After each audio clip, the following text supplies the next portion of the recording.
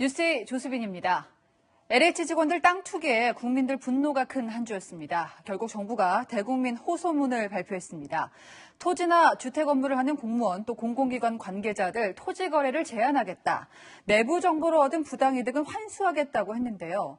뭘 하겠다는 건 있지만 어떻게 할지는 뾰족하지가 않았습니다. 참여연대와 민변도 강제 수사하라고 주장하고 나섰습니다. 박정석 기자입니다.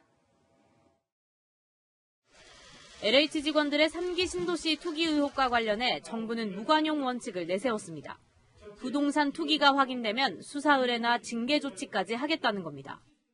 부당하게 얻은 이득은 반드시 환수되도록 하여 다시는 그와 같은 시도가 발붙이지 못하도록 하겠습니다. 현재 증권시장에만 내부 정보를 활용해 얻은 부당이익을 환수하는 장치가 있는데 이를 부동산 시장에도 적용하겠다고 밝혔습니다. 이렇게 되면 부당이익의 3배에서 최대 5배까지 환수할 수 있게 됩니다. 재발 방지책도 내놨습니다. 토지개발이나 주택 업무를 맡고 있는 공무원이나 공공기관 임직원들은 일정한 범주 안에서 토지 거래가 제한되고 불가피하게 거래를 하게 되면 신고해야 합니다. 여기에 부동산 등록제라는 상시 감독 제도를 통해 내부 통제까지 하기로 했습니다. 토지나 주택 담당 공무원이나 공공기관 직원이 부동산을 신규 취득할 때 신고하게 한다는 겁니다. 하지만 부당이익을 어떻게 규정할지 또 이번에 투기에 가담한 LH 직원까지 소급 적용이 가능할지 등이 모호해 제대로 환수될 수 있을지 논란이 예상됩니다. 주식은 빨리 거래가 이루어지는 데 비해서 부동산은 상당히 시간이 걸리고 어느 시점에서 정보를 구체적으로 이용해서 부당한 이익을 취했느냐 별도로 그걸 판단하는 그런 절차들이 필요해요.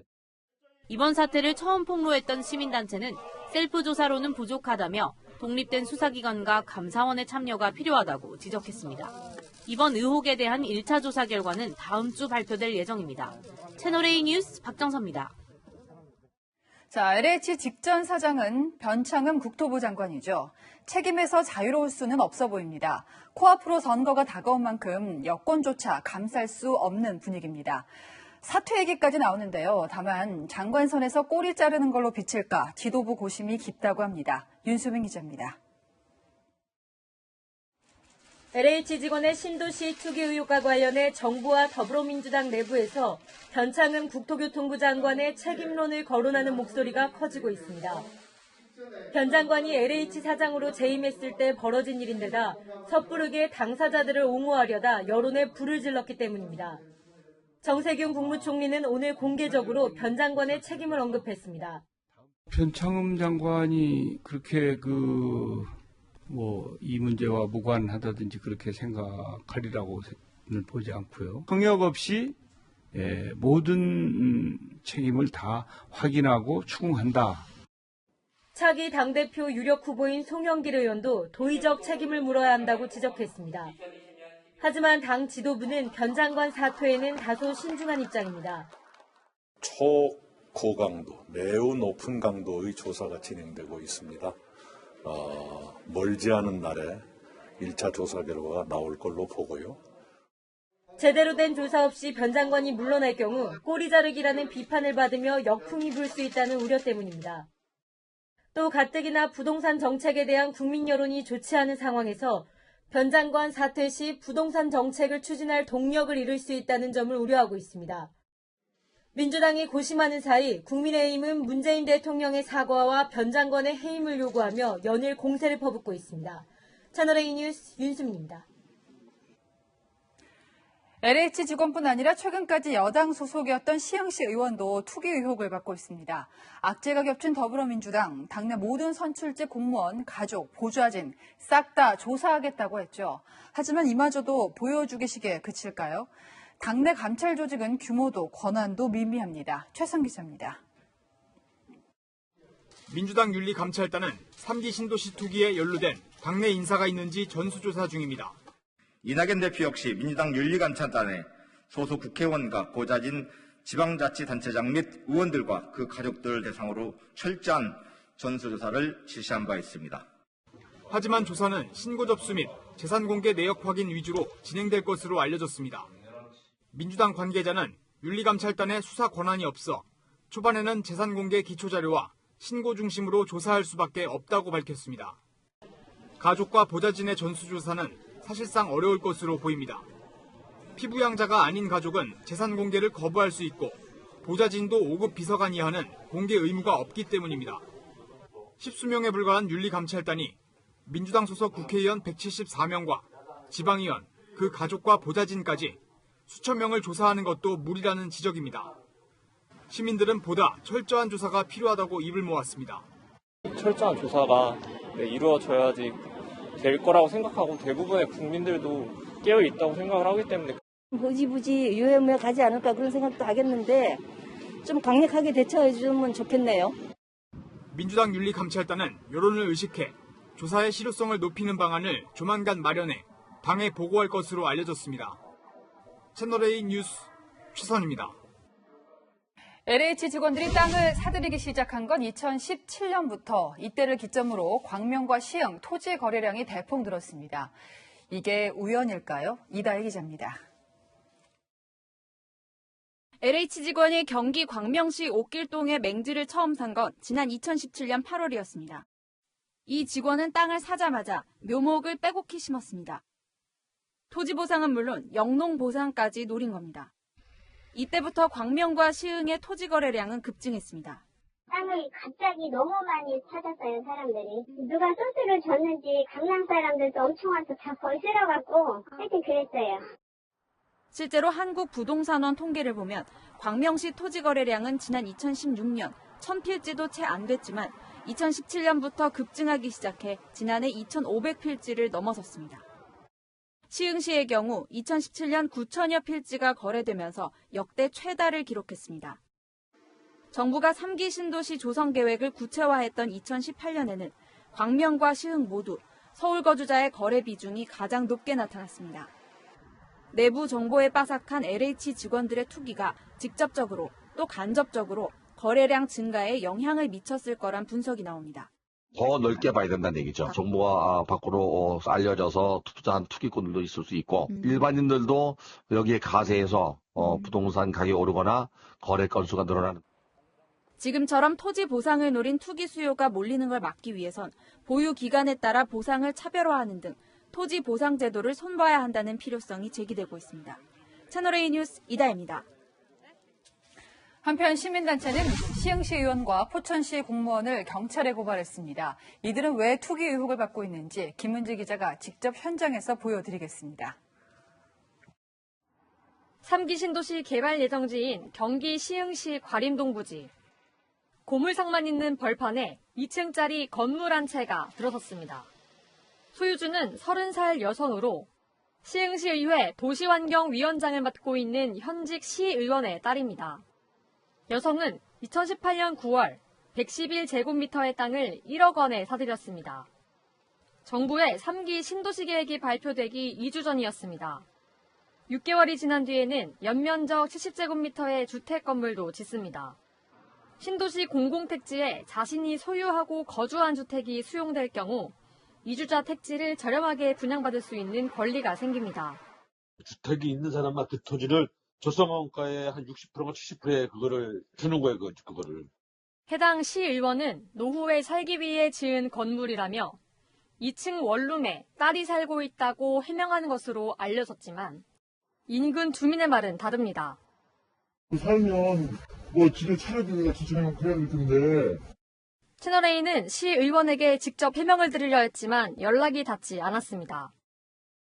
경기 포천시에서는 도시철도 연장 사업을 담당했던 공무원이 투기 의혹을 받고 있습니다. 지난해 수십억 원을 대출받아 철도역이 들어설 곳의 주변 땅을 사들인 겁니다. 하지만 이 공무원은 투기와는 무관하다고 반박했습니다. 전철이나 그런 거 아니래도 거기에 호재들이 많이 있고 전철하고 연계는 저는 하나도 짓지 않았어요. 시민단체 사법시험준비생 모임은 시흥시 의원과 딸, 포천시 공무원을 업무상 비밀이용 혐의로 경찰청 국가수사본부에 고발했습니다. 채널A 뉴스 김은지입니다. 네, LH 땅 투기 사건을 접하고 제일 황당했을 분들, 광명에 털을 잡고 사시던 분들이겠죠. 광명 시흥 신도시 대책위 쪽을 연결해서 잠시 말씀을 들어보겠습니다.